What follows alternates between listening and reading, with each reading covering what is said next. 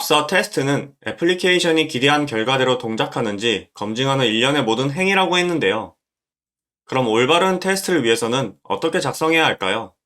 이번 강의에서는 테스트를 작성할 때 필요한 중요한 규칙들을 설명드릴 예정이며, 이 규칙은 모든 프론트엔드 테스트에도 공통적으로 적용됩니다.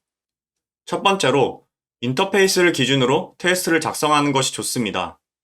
여기서 말하는 인터페이스는 주로 서로 다른 클래스 또는 모듈이 상호작용하는 시스템을 의미합니다.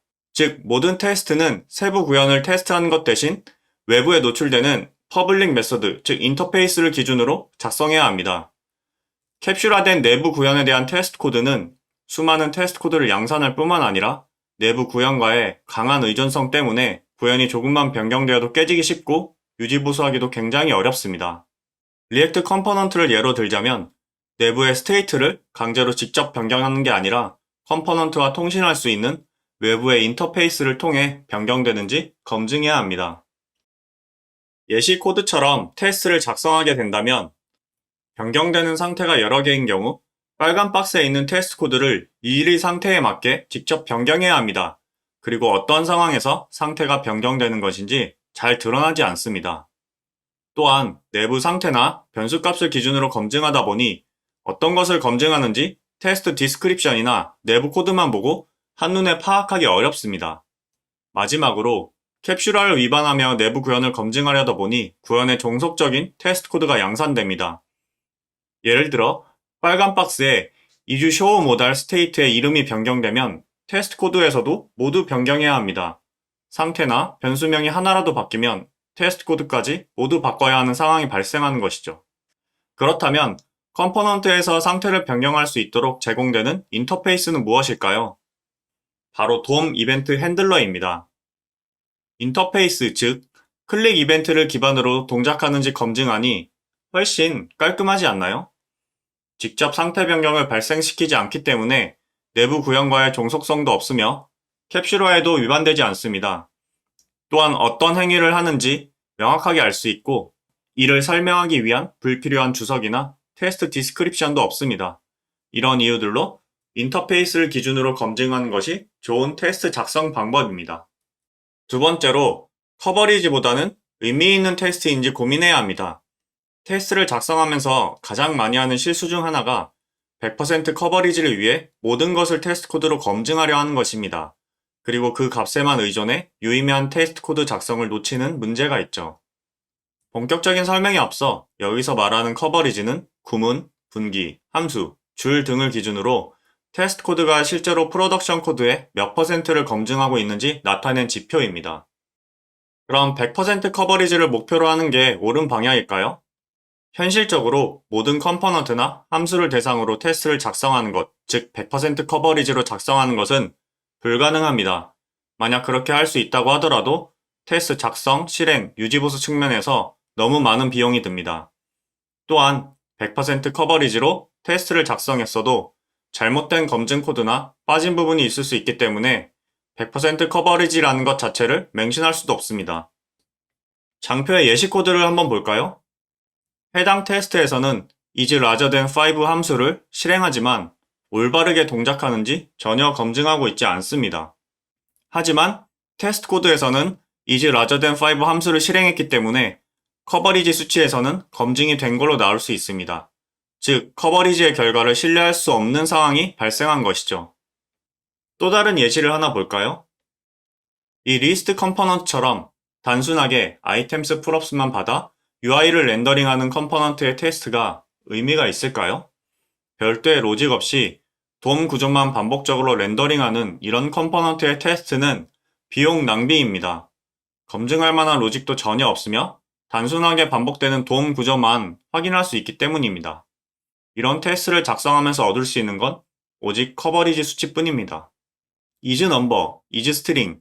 과연 이런 util 함수에서 버그가 발생할 여지가 많이 있을까요? 이런 간단한 util 함수들은 변경 가능성도 거의 없으며 내부 로직도 너무 간단하기 때문에 억지로 버그 상황을 만들지 않으면 문제가 될 가능성이 제로에 가깝습니다. 이 코드처럼 아주 간단한 연산을 처리하는 함수는 과감하게 테스트를 생략하는 것이 좋습니다. 오히려 이런 함수들이 다른 모듈이나 컴포넌트의 로직에 포함되었을 때 한 번에 검증하는 것이 더 효율적입니다. 테스트를 작성할 때 간단한 함수나 컴포넌트부터 시작하게 되는 경우가 많습니다. 그러다 보면 앞서 보았던 예시들처럼 복잡한 로직이나 별도의 상태 변경이 없는데도 검증하게 되는 경우가 있습니다. 사실상 이런 코드들은 아무리 많아도 실제 로직을 검증하는 것이 없기 때문에 앱의 안정성을 높인다기보다는 커버리지를 위한 의미 없는 테스트가 될 가능성이 높습니다.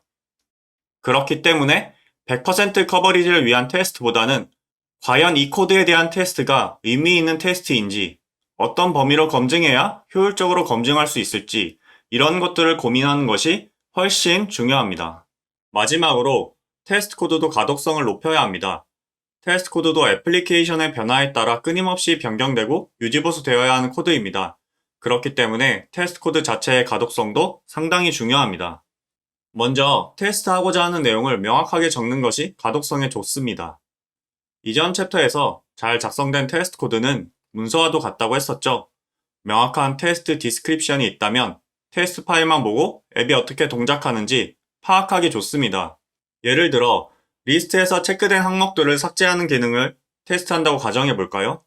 예시에 적힌 내용을 보면 간단한 기능임에도 불구하고 생각보다 내용을 어떻게 적었는지에 따라 가독성이 많이 달라짐을 알 수 있습니다. 처음 보는 개발자라면 당연히 첫 번째보다는 두 번째처럼 테스트 디스크립션을 상세하고 명확하게 작성하는 것이 앱의 동작을 이해하는데 훨씬 도움이 될 것입니다. 두 번째로 하나의 테스트에서는 가급적 하나의 동작만 검증하는 것이 좋습니다. 프로그래밍에는 SRP 원칙이란 것이 있는데요. 모든 클래스는 하나의 책임을 갖고 그와 관련된 책임을 캡슐화하여 변경에 견고한 코드를 만들어야 합니다. 테스트 코드에서도 검증 범위의 책임을 나누는 것이 중요합니다. 아주 간단한 테스트라면 상관없겠지만 다양한 컴포넌트들이 조합되었을 때의 시나리오를 검증해야 한다면 하나의 테스트에서 한 번에 검증하는 것이 아니라 여러 개로 나누어 검증하는 것이 가독성과 유지보수에 좋습니다. 예시처럼 담기, 수량 변경과 가격 계산, 삭제 등 너무 많은 동작을 하나의 테스트에서 검증하게 된다면 검증에 필요한 코드들이 많아지고 디스크립션도 장황해지기 때문에 가독성이 떨어집니다. 또한 여러 개를 검증하다 보니 가격 개선에 대한 로직만 수정되어도 이 테스트 자체가 깨지게 됩니다. 그리고 심지어 어떤 동작에서 테스트가 실패했는지 파악하기 어려울 수도 있습니다. 방금 본 시나리오를 각각 하나의 동작만 검증하도록 나눈다면 무엇을 검증하려는지 훨씬 쉽게 파악할 수 있습니다. 또한 검증의 책임이 명확하게 나눠져 있기 때문에 이런 테스트 코드가 유지보수하기도 훨씬 좋습니다. 그럼 지금까지 나온 내용들을 한번 요약해 볼까요? 올바른 테스트 작성을 위해 첫 번째로 인터페이스를 기준으로 테스트를 작성하자고 했었죠. 내부 구현에 대한 테스트 코드는 강한 의존성 때문에 깨지기 쉽고 유지보수하기 어렵습니다. 그렇기 때문에 인터페이스를 기준으로 캡슐화에 위반되지 않으며 종속성이 없는 테스트를 작성해야 합니다. 예시에서는 클릭 이벤트 핸들러를 일종의 인터페이스로 사용하여 깔끔해진 것을 확인했었죠. 두 번째로 100% 커버리지보다는 의미 있는 테스트인지 고민하는 것이 훨씬 중요합니다. 커버리지 수치를 맹신하다 보면 의미 없는 테스트 코드가 많아져 유지보수 비용이 증가합니다. 또한 커버리지 수치는 실제 검증 여부를 확인하는 것이 아니기 때문에 제대로 검증되었다고 100% 신뢰할 수 없습니다. 그러므로 의미 있는 테스트가 무엇인지 고민해보고 작성하는 것이 훨씬 중요합니다. 마지막으로 테스트 코드의 가독성도 중요합니다. 이를 위해 테스트하고자 하는 내용을 명확하게 적는 것이 좋고 가급적 명확하게 책임을 나누어 하나의 테스트에는 하나의 동작만 검증하는 것이 좋습니다. 테스트 코드 역시 유지보수를 계속해야 하는 코드입니다. 그렇기 때문에 인터페이스를 준수하고 가독성을 높이는 방향으로 작성하는 것이 견고한 테스트 코드를 작성하는 방법입니다. 또한 무지성으로 모든 코드를 검증하기보다는 어떤 범위로 테스트 코드를 작성하는 것이 효율적일지 많은 고민을 해야 합니다. 그리고 이러한 사고는 이전 챕터에서 이야기한 것처럼 좋은 설계에 대한 사고로 이어집니다. 다음 챕터에서는 지금까지 설명한 내용들을 토대로 테스트 코드를 작성하기 앞서 강의에서 사용할 예제 프로젝트의 설정에 대해 간략히 설명드릴 예정입니다.